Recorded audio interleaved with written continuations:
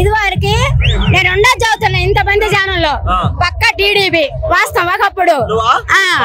అయితే మా ఆయన నన్ను వదిలేశాడు. డైవర్స్ నోట్స్ 2002లో ఇచ్చాడు. అమ్మ వాళ్ళ ఇంటికి వచ్చాం. మాకు తినడానికి తిండి లేదు, ఏమి లేదు. అయితే చంద్రబాబు నాయుడు ఏం అడిగామంటే మీటింగ్ లో, అయ్యా నాకు చిన్న పిల్లలు, నాకు ఇల్లు లేదు, భర్త వదిలిపెట్టాడు, భర్త వదిలిపెట్టాడు, నాకు ఇల్లు లేదు అన్న. రచ్చబండ కార్యక్రమంలో మీకేదన్నా ఉంటే ఇమ్మన్నాడు, ఇచ్చా రాలా. జీవితంలో ఎన్నిసార్లు ఇసుకుపోయా. అది కొండన్నా ఏదో ఒక 500లోనో ఏదో నా సామర్థ్య బట్టి నేను ఉంటున్నా. సర్లేనే రజనక్క 5 ఏళ్ళలో రజనక్క వచ్చినప్పుడు రజనక్క ఒక్కడే మాట ఉంది. నేను పోయా, నన్ను పిలిపించారు, ఫోన్ చేసి రమ్మన్నారు. ఆడవాళ్ళందరూ వెళ్ళాము. అక్క మాకు ఏమి లేదు, రేషన్ కార్డు లేదు, మరి ఏమి లేవు, మాకు ఇల్లు వాకిల్ లేదు, ఇది పరిస్థితి అంటే మన జగనన్న గెలిస్తే మనకు అన్ని వచ్చినట్టేను అని అంది. సర్లేనని చెప్పి నేను రెస్టారెంట్ బార్ లో చేస్తా. పబ్లిక్ గా చేస్తా. నేను సౌదరేసిని, మా సౌదరేసులు ఎవరు చేయరు. పక్క వైన్ షాప్ లో నేను మందు అందిస్తున్నా, పబ్లిక్ గా చదువుతున్నా. నా బతుకుదారు లేదు. నా అన్న వాళ్ళు చాలా మంది ఉన్నారు, తలగబత్తి అంత మంది ఉన్నారు. నా పిల్లలు నేను ఇంటికి వెళితే ఎక్కడ అన్నం పెట్టాల్సి వచ్చిందని మమ్మల్ని దగ్గరికి తీయనిలా. కానీ మన చిలకలూరుపేటలో మురళీకృష్ణ షాప్ ఉంది, మీకు తెలుసా లేదో నాకు తెలియదు. మన చిలకలూరుపేటలో వాళ్ళు నాకు అన్నం పెట్టారు. ఆ షాప్ లోనే ఇప్పుడు కూడా నేను పని చేస్తున్నా. మన రజనక్క పిలిస్తే ఇస్తానంది. గెలిచింది నేను అన్న ఒకటే అనుకున్నా. ఆ తల్లి వస్తే నేను తర్వాత పోయి గుండు చేయించుకున్నాను, అట్నే గుండు చేయించుకున్నా. ఆ తల్లి గెలిస్తే తర్వాత పోయి గుండు చేయించుకున్నా. నేను చేయించుకొని కూడా 2 సంవత్సరాలు.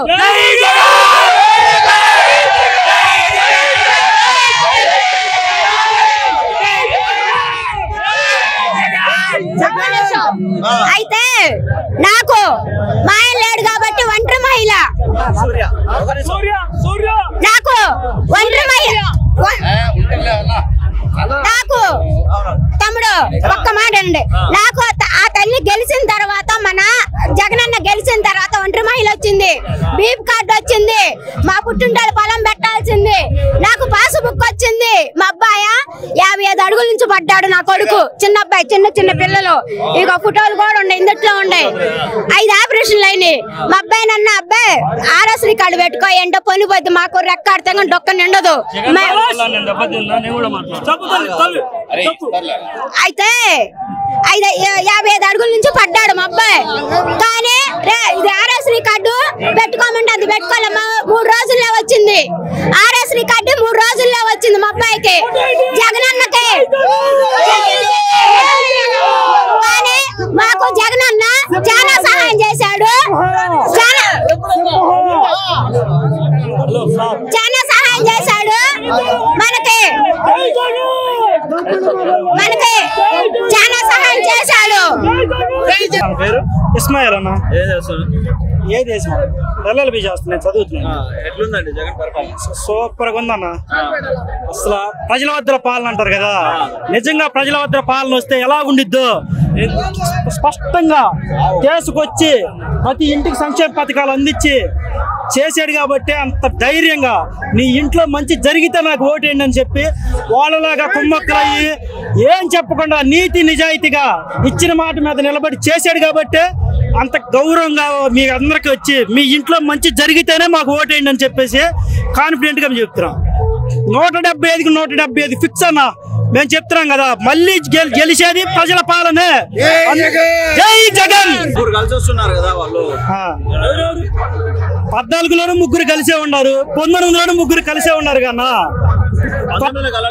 ఎందుకు కలవలేదు? అప్పుడు బీజేపీ తోటి పొత్తు కదా 19లో, మరి కలిసే ఉంది కదా. అప్పుడు ఫస్ట్ నుంచి ఎప్పుడు వచ్చినా కానీ ఈ చంద్రబాబు ఈ టీడీపీ అనేవాళ్ళు జనమందరితో కలిసి కొమ్మక్కై రావటమే కానీ సింగిల్గా ఎప్పుడు రాలేదు కదా.